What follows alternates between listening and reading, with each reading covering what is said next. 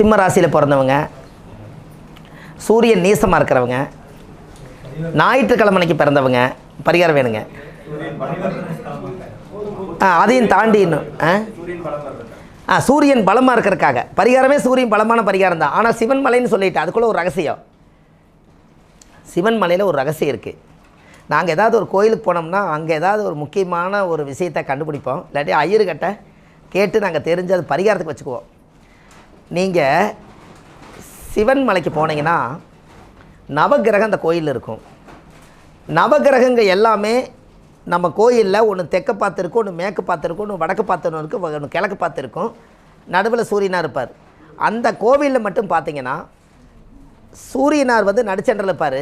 மீதி 8 கிரகம் சூரியனவே பார்க்கும். என்னங்கம்மா? மீதி இருக்கிற 8 கிரகம் அப்போ யாருக்கு பவருங்க? அப்போ சூரியன் கெட்டவங்கள எங்கே போகலாம்? Very good. என்னங்க ஐயா?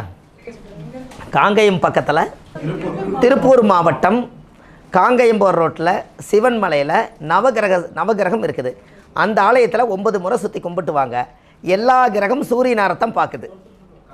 திருப்பூர் மாவட்டம் காங்கயம் படியூர் தாண்டி காங்கயம் பக்கத்தில் சிவன்மலை என்ற ஆலயம் இருக்கிறது. அந்த ஆலயத்தில் 9 கிரகங்களும் அங்கே இருக்குது. அதில் சூரியனாரை வந்து 8 கிரகங்களும் ஒரே நேர்கோட்டில் பார்க்குது. இதை மக்கள் எல்லாரும் போய் பாருங்கள். இதுக்கு சந்தேகம் வேண்டாம், ஃபோன் பண்ண வேண்டாம்.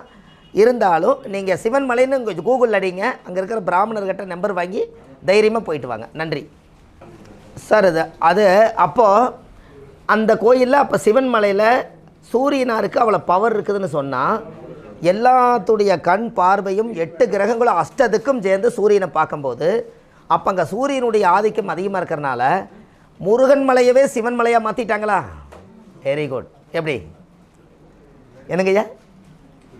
சூரியனாரு சிவன் அப்போ 8 கிரகம் பார்த்ததுனால என்ன மலைன்னு பேர் வந்ததுங்க? பார்த்துக்குங்க எவ்வளோ சந்தோஷம் அது ஐயா. அது முருகமலை. ஆல்ரெடி மேலே போனீங்கன்னா உச்சவரே முருகர் தான், ஆனால் சிவன் மலை. ஆனால் சூரியனுடைய ஆதிக்கம் அங்கே அதிகமாக இருக்கிறனால அது வந்து சிவனாகவே மாறிடுச்சுங்களா? இன்னும் சொல்ல போனால் முருகன் வந்து குழந்தை தான், ஆனால் சிவனுக்கு பவர் கொடுக்குதாங்க. அதில் இன்னொரு ரகசியம் சொல்கிறேங்க. ஒரு 101 ரூபா செலவு பண்ணுங்கள்.